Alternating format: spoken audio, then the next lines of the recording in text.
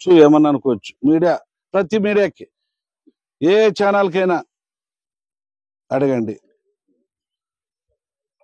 ఉందా క్వశ్చన్? ఉందా?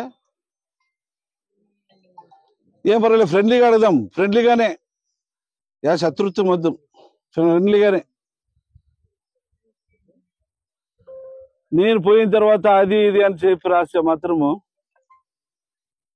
మరి మీరే అన్నారు పట్టాల మీద పండబెడతారా. మరి అది లేకపోయినప్పుడు మీరు నిరూపించకపోతే పట్టాల మీద పండబెట్టే కూడా నేను సిద్ధంగా ఉన్నాను. ఎందుకంటే నాకేం లెక్కలే, అన్ని విధాలుగా చేసి వచ్చినోడిని. రాసుకోండి. నేను తప్పు చేయను. తప్పు చేస్తే మాత్రము మీరు నన్ను మీడియా కాకుండా ఏదైనా కానీ మీరు నన్ను బహిరంగంగా మీరు చేయొచ్చు. కానీ నేను తప్పు చేయకోకుండా దాన్ని నా తమ్ముడు తప్పు చేసినాడు, ఇంకోరు తప్పు చేసినాడు అనే మాట మాత్రము వెనక నుంచి అనద్దండి. ఏదైనా తప్పు చేసినారని చెప్పి నేరుగా అడగండి. ఆ తప్పు ఏమన్నా చేసింటే నేను సరిదిద్దుకుంటా. తప్పు చేయకపోతే మాత్రం తాట తీస్తా. ఇది మరొకసారి హెచ్చరిస్తున్నా. నా పైన రాసేటప్పుడు కూడా ఎవరైనా కానీ అన్ని విధాలుగా ఆలోచన చేసి రాయండి. నేను కబ్జా చేస్తే మాత్రం తల వంచుతా, కబ్జా చేయకపోతే తల ఎత్తుకొని నడుస్తా.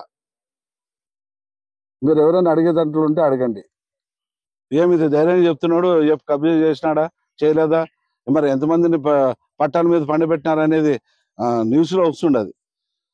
ఇదే కోరిక మేరకు నిన్ననే మా కార్యకర్తలతో, మా నాయకులతో, మా కుటుంబ సభ్యులు, తెలుగుదేశం కుటుంబ సభ్యులతో కూర్చున్నప్పుడు నా పరిపాలన బాగలేదు, ఒక ప్రతి ఒక్కరు అన్నదమ్ములతో ఎమ్మెల్యేలుగా ప్రవర్తిస్తారని చెప్పేసి ఏ మీడియా సోదరులు అంటున్నారు, మీ అభిప్రాయం అని అడిగితే ప్రతి ఒక్కరు అన్నాళ్ళు. మరి వాళ్ళ మాటల్లోనే అడుగుదాం.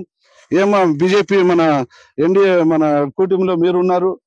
నా తమ్మునోళ్ళు రాజకీయం కానీ లేదంటే నా కొడుకు కానీ ఎప్పుడైనా ఏమైనా దౌర్జన్యాలు చేస్తున్నారా లేదా అనేది మన ఎన్డీఏ గవర్నమెంట్ ఉన్న సభ్యులు బీజేపీ నుంచి మా తమ్మునోళ్ళు ఉంటే మేలా, లేదంటే మా తమ్మునోళ్ళు మీరైనా ఇంట్లో పెట్టండి, ఎమ్మెల్యే మీరు కదా, మీరే మాకు ఉండండి అని చెప్తే కూడా దానికి సిద్ధంగా ఉన్నాయని చెప్పేసి మీ కోరిక మేరకు ఇప్పుడు ఇక్కడ ఉన్న తెలుగుదేశం మన కుటుంబ సభ్యులు కూడా ఇది మాట్లాడుతున్నా. అన్న మీ పరిపాలన తమ్మునోళ్ళ రాజకీయం కదా, మీరే చేయండి అని చెప్పినా దానికి సిద్ధంగా ఉన్నాను.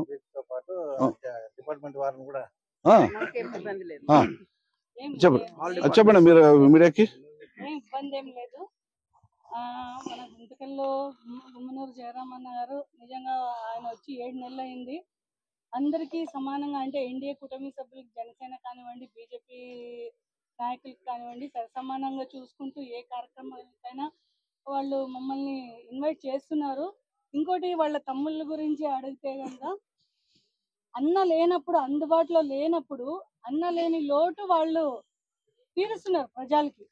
అంటే వాళ్ళకి ఏ సమస్య ఉన్నా ప్రతి దానికి ఎమ్మెల్యే అందుబాటులో ఉండరు కదా, వాళ్ళు మీటింగ్కి వెళ్ళినప్పుడు ఇంకొక దానికి వెళ్ళినప్పుడు కానీ ఆ ప్లేస్ లో వాళ్ళ తమ్ములు ఉండి ప్రజల సమస్యల్ని తీరుస్తున్నారు. అంతేకాని దౌర్జన్యం అయితే నాకు ఇక్కడ కనపడలేదు. ఇంకా ఎవరైనా మనోళ్ళు ఒకవేళ తమ్మునోళ్ళు ఉంటే మేళ ఉంటే బాగలేదు అనేది కూడా ఎవరైనా సిద్ధంగా. నమస్కారం. గుంతకల్ నియోజకవర్గంలో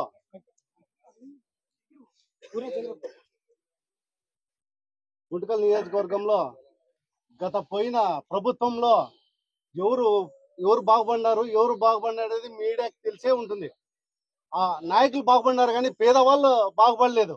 ఇప్పుడు మాకు దేవుళ్లాగా మాకు గుమ్మనూరు జయరామన్న గారు వాళ్ళ బ్రదర్స్ వచ్చి ప్రతి ఒక్కరు పేదలు ఎక్కడున్నారో ఇక్కడ ఎంఆర్ఓ గారితో మాట్లాడటం జరిగింది.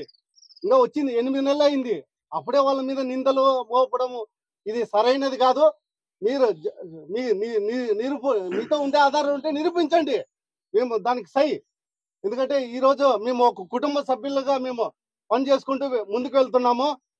ఈ రోజు చెప్తున్నాను, ప్రతి ఒక్కటి ఇదే కాదు, మా నారాయణ సమ్మన్న గాని ఏదన్నా గాని ప్రతిదీ అందరి కలుపుకునే విధంగా వెళ్తున్నారు. వాళ్ళు ఎటువంటి దౌర్జన్యానికి పాల్పడలేదు.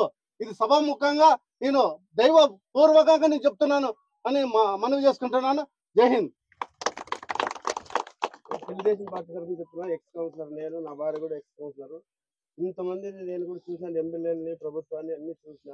మొన్న కూడా వైఎస్ఆర్ ప్రభుత్వంలో కూడా చూసిన. నా వార్డులో చాలా మంది పేదవాళ్ళకి స్థలాలు ఇచ్చి మొత్తం అన్ని కబ్జా చేసి వాళ్ళు ఇంట్లో పనిచేసే వాళ్ళకి ఆఫీసర్లకి అంటే వాళ్ళ ఇంట్లో పనిచేసే వాళ్ళకి వాళ్ళ వర్కర్లకి కార్యకర్తలకి ఇచ్చుకున్నారు తప్ప మిగతా బీదలు పట్టాలు తీసుకుని నాశనం చేసి చాలా మందిని ఇచ్చేసుకున్నారు.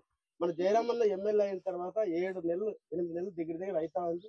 ఇంతవరకు అయింది ఏ నాయకుడు కూడా కార్యకర్తను పిలిచి నువ్వు ఇది కావాలా ఏం కావాలా అని అడిగి ఎప్పుడు చేసింది లేదు. మన జయరామన్న అయితే ఈ 7 నెలల్లో ఏ కార్యకర్త పోయినా కూడా అంటే నాయకుడు అనేది లేకపోయినా కార్యకర్తకు కూడా సాయం చేసి పనులు చేసి ఈ రోజు ఇస్తున్నాడు. దౌర్జన్యం అది ఇది అంటే వాళ్ళు ఇంతవరకు దౌర్జన్యం ఎక్కడ చేసింది కూడా లేదు. ఊరినే TV9 అది దాంట్లో దీంట్లో ఊరినే ఇచ్చేస్తున్నారు తప్ప వాళ్ళకి వచ్చింది అంటే ప్రూఫ్ తో సహా వస్తే అన్న సవాల్ చేస్తున్నాడు, దానికి మీరు అంగీకరించాలి. ఇంకోటి అదే పనిగా దౌర్జన్యం చేస్తున్నారు అని ఇచ్చేస్తున్నారు. 24 గంటలు నారాయణ సామన్న గారు గుంటకల్లో ఉంటూ పేదలకు ఏది వచ్చినా కూడా పోలీస్ స్టేషన్ వచ్చినా రెవెన్యూ ఆఫీస్ వచ్చినా ఆయన సేవలు చేసుకుంటూ ఇచ్చేస్తున్నాడు. ఎమ్మెల్యే గారు ఏదైనా ఊరికి పోయినప్పుడు ఆయన ఉన్నప్పుడు ఉండి చేసి ఇచ్చేస్తా ఉన్నారు. మన గుంటకల్లో మాత్రం గిరిజనాలు అంటే ఎమ్మెల్యే గారు ఎవరు చేయలేదు. మా తెలుగుదేశం కుటుంబ సభ్యులంతా మేము ఇప్పుడు జయరామన్న ద్వారానే మేము బాగున్నామని మేము తెలియదు. Please subscribe dot news.